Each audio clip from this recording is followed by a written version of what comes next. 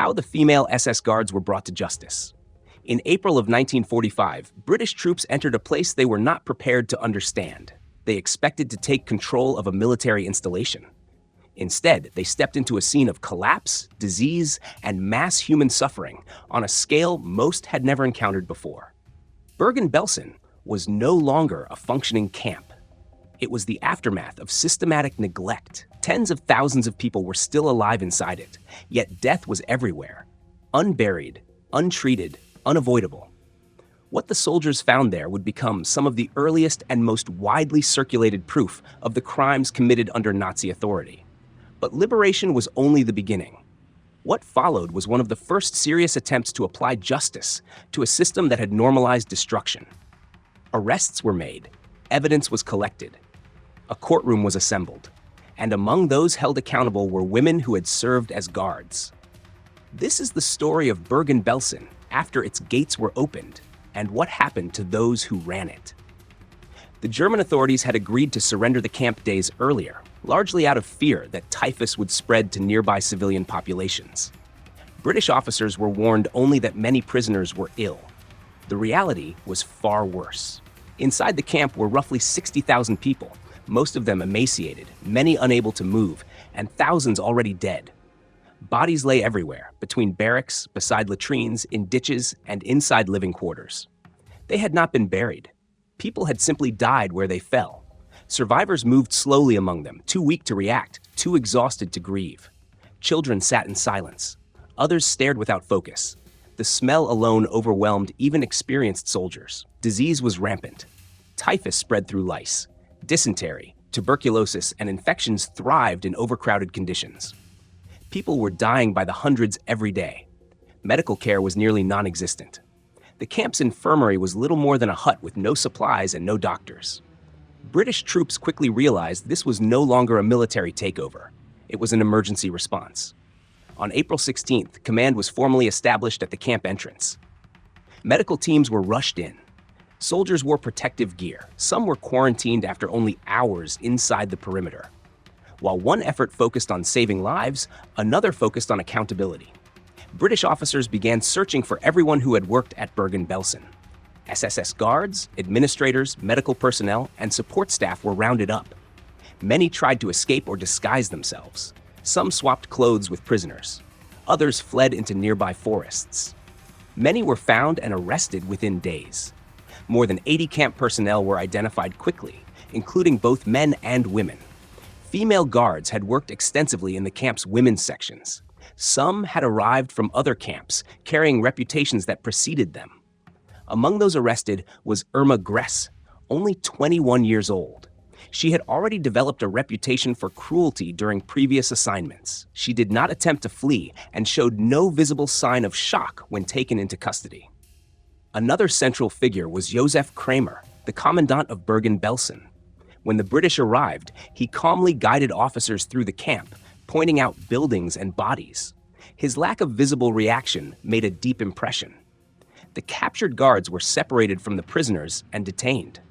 Some were interrogated immediately. Survivors were asked to identify guards who had beaten or abused them. Many could.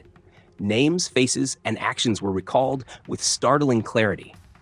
British authorities then ordered many of the captured guards to take part in cleaning the camp. Under armed supervision, they were made to carry bodies, load them onto carts, and bury them in mass graves. This process lasted for days. It was silent and deliberate. Despite efforts to disinfect the camp, conditions continued to worsen. Disease spread faster than it could be controlled. Medical teams worked relentlessly, but the wooden barracks were saturated with filth and infestation after years of neglect. Eventually, British commanders made a final decision. Bergen-Belsen would be destroyed. In May 1945, British forces burned the camp to the ground using controlled fires. Barracks, watchtowers, storage huts, everything was eliminated. This was not an act of revenge. It was a health measure. The destruction ended the spread of typhus and eliminated an environment beyond rescue. Survivors were transferred to nearby facilities with clean beds, food, and medical care. Many were still close to death, but now they had a chance. Attention then shifted fully to justice. British war crimes investigators spent months building cases. Survivors gave testimonies. Thousands of photographs and hours of film were reviewed. Camp records, duty rosters, and identification papers were analyzed. Evidence was carefully matched to individuals. By August 1945, 45 defendants were selected for trial. This group included 25 men and 20 women. They represented all levels of the camp's operation, from senior officers to guards assigned to daily supervision. All were charged with crimes against humanity for their actions at Bergen-Belsen. The focus was narrow and intentional. Only crimes committed at this camp were included. The goal was clarity and legal precision. The trial began on September 17, 1945, in the town of Lüneburg.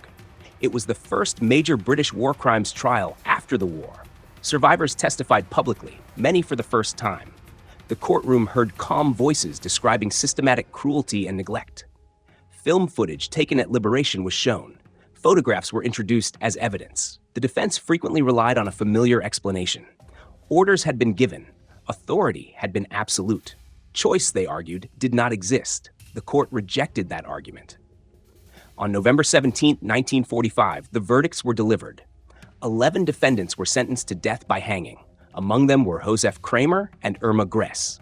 19 others received prison sentences.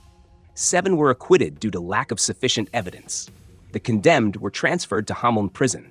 They were kept under constant guard. Movements were restricted. Each case underwent final legal review.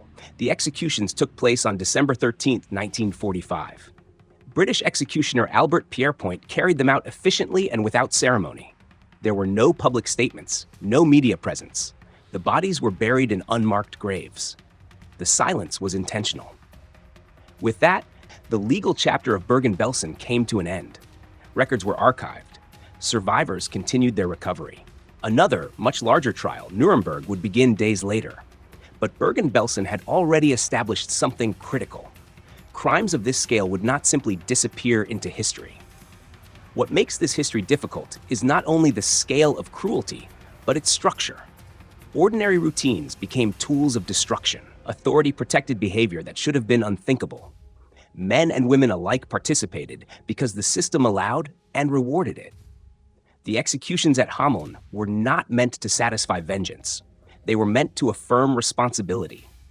Bergen-Belsen stands today as a memorial, not because history demands remembrance, but because forgetting carries its own danger.